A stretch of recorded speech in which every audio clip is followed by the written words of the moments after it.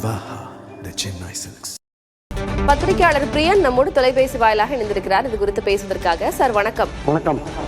PMK candidate லிஸ்டும் வெளியாகி இருக்கிறது. நம்ம தொடர்ந்து நாம் தமிழர், தாவேக, திமுக எல்லாமே பார்த்துட்டோம். இப்போ பாமகவோட அது ஒரு முழுமை பெற்றிருக்கிறது. எப்படி பார்க்கறீங்க? கேண்டிடேட் லிஸ்ட் என்ன சொல்லுது? இல்ல, அவர்களுக்கு அதிமுக அணியில 18 இடங்கள் கொடுத்தாங்க. அதுல 3 இடங்களுக்கு அவங்க ஏற்கனவே அனௌன்ஸ் பண்ணிட்டாங்க. செஞ்சியில ஒரு கணேஷ்ன்றவரும் அங்க வடிவேல் ராமன் கீழ்வேலூர்லயும் ஒரு போட்டி போடுறத நம்ம பார்க்கிறோம். அதே மாதிரி பாத்தீங்கன்னா இப்போ இந்த வாட்டி அவங்க 15 இடங்களுக்கு அனௌன்ஸ் பண்ணியிருக்காங்க. அதுவும் பெரம்பூர்ல நடிகர் விஜய் போட்டி போடுற இடத்துல கலைஞர் திலகபாமா கொடுத்துருக்காங்க. ஒரு மாநில பொருளாளர் இருக்காரு. அவர் சவுத் சைடை சேர்ந்தவர். அவரு சிவகாசி பக்கம் அவருக்கு. அவரை இங்க பெரம்பூர்ல போட்டிருக்காங்க. போன வாட்டி அவருக்கு திண்டுக்கல் பக்கம் கொடுத்தாங்க. அவர் எலெக்ஷன்ஸ்ல வின் பண்ண முடியல. இந்த வாட்டி அவருக்கு பெரம்பூர்ல விஜய் எதிர்த்து போட்டி போடுறது கொடுத்துருக்காங்க. பெரம்பூர்ல கொஞ்சம் பாமக வாக்கு வங்கி கொஞ்சம் இருக்கு அப்படின்ற மாதிரியான ஒரு இருக்கு, ஒரு பேச்சு இருக்கு. ஸோ அதை எதிர்பார்த்து போட்டிருக்காங்கன்னு நினைக்கிறேன். மற்றபடி பாத்தீங்கன்னா செய்தி தொடர்பாளர் பாலு ஜெயங்கொண்டாளன் இந்த வாட்டி அவரை திருப்பூரூர்ல போட்டிருக்காங்க. ஸோ திருப்பூரூர்ல விடுதலை சிறுத்தைகளோடு மோத வேண்டிய கட்டாயத்தில் இருக்காரு. அதே மாதிரி பெண்ணாகரம் ஒரு முக்கியமான தொகுதி. அந்த தொகுதியில பாடிசல் பாமக துணைத் தலைவரை போட்டிருக்காங்க. அங்க பெண்ணாகரத்துல ஜி.கே. மணி, அதாவது அன்புமணிக்கு எதிர் குரூப்ல டாக்டர் ராமதாஸ் அவர்களோட இருக்கிற ஜி.கே. மணியோட பையன் தமிழ்குமரன் காங்கிரஸ் சார்பா பெண்ணாகரத்துல நிற்பாருன்னு சொல்றாங்க. அப்போ காங்கிரஸ் சார்பா தமிழ்குமரன் நின்னார்னா பாடி செல்வத்துக்கும் அவருக்கும் கடுமையான ஒரு போட்டி காத்துட்டு இருக்கிறத பாக்குறோம். அதே மாதிரி தர்மபுரியில பாராளுமன்ற தொகுதியில சௌமியா அன்புமணி கொஞ்சம் குறைந்த வாக்கு வித்தியாசம் தோத்தாங்க. இந்த வாட்டி தர்மபுரி சட்டமன்ற தொகுதியில போட்டி போடுறத பாக்குறோம். தேமுதிக எதிர்த்து அவங்க போட்டி போடுற நிலையில இருக்காங்க. ஸோ அவங்களுக்கான வாய்ப்புகள் தர்மபுரியை பொறுத்த மட்டும் பாமக எப்போதுமே கொஞ்சம் ஸ்ட்ராங்கா தான் இருக்காங்க. அந்த கன்சாலிடேஷன், அவங்களுடைய ஓட்டு கன்சாலிடேஷன் ரொம்ப பர்டிகுலரா ரொம்ப தெளிவா அதை கன்சாலிடேட் பண்றாங்க அவங்க.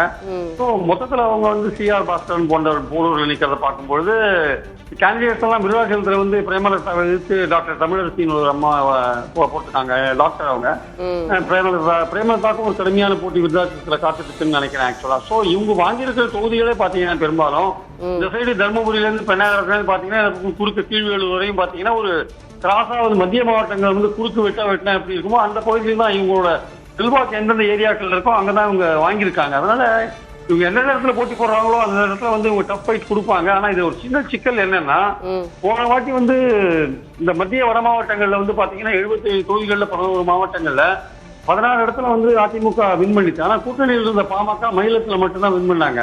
அதிமுக ஓட்டு பாமகவுக்கு டிரான்ஸ்பர் ஆக மாட்டேங்குது. ஆனா பாமக ஓட்டு முழுக்க அதிமுகவுக்கு டிரான்ஸ்பர் ஆகுது. அப்போ இந்த 18 கேண்டிடேட்டும் இந்த மத்திய வட மாவட்டங்கள்ல ஓரளவுக்கு மேற்கு மாவட்டங்கள்ல இருக்கிற இந்த ஏரியால அதிமுக ஓட்டு டிரான்ஸ்பர் ஆனாதான் பாமகவுக்கு வெற்றிக்கான வாய்ப்புகள் முழுசா கிடைக்கும். ஸோ அதை டாக்டர் அன்புமணி எப்படி என்ஷூர் பண்ண போறாரு, அதிமுக ஓட்டுகள் முழுக்க பாமக வருதுன்றத பார்க்கணும். அதை பொறுத்துதான் இந்த வேட்பாளரோட வெற்றியெல்லாம் அமைஞ்சிருக்கு என்பது என் கருத்து ஆக்சுவலா. இப்ப இதுல 15 வேட்பாளர்களை நம்ம பார்க்கிறோம். எதெல்லாம் சேஃப் பெட்டா இருக்கும்னு நினைக்கிறீங்க? எந்த இடங்களில் எல்லாம் நெருக்கடியா இருக்கும் அப்படின்னு பாக்குறீங்க? சேஃப் பெட்ன்றது தர்மபுரி சேஃப் பெட்டா இருக்கும். பெண்ணாகரம் ரொம்ப டைட்டா இருக்கும். கீழ்வேலூர்ல நிச்சயமா வடிவேல் கொஞ்சம் அதுவும் ரொம்ப டஃப்பா தான் இருக்கும். திருப்பூரூர்ல விடுதலை சிறுத்தைகளுக்கும் பாமகவுக்கான போட்டி அதுவும் டஃப்பா இருக்கிறதுக்கான பொது தொகுதியா வேற இருக்கு. அதுவும் டஃப்பா இருக்கிறதுக்கான வாய்ப்புகள் இருக்கு. பெரம்பூர்ல அந்த அளவுக்கு நடிகர் விஜய் திலகபாமா போட்டி போடுறது நிச்சயமா அந்த அளவுக்கு ஒரு டஃப் ஃபைட் கொடுப்பாங்களான்றது எனக்கு ரொம்ப சந்தேகத்துக்குரிய ஒரு விஷயமா இருக்கிறத நம்ம பார்க்கணும். நம்ம அதனால சில தொகுதிகள் ரொம்ப சேஃபா போறது தர்மபுரி.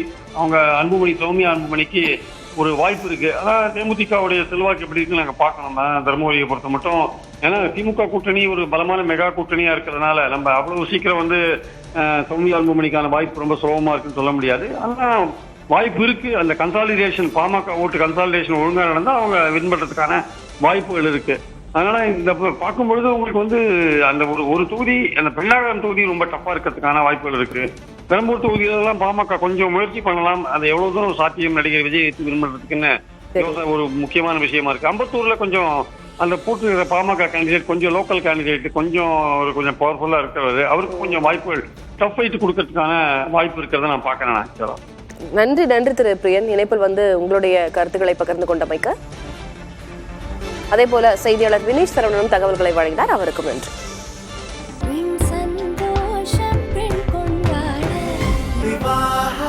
மணப்பெண்ணின் பிரத்யேகமான திருமணம் விவாஹா, the Chennai Silks.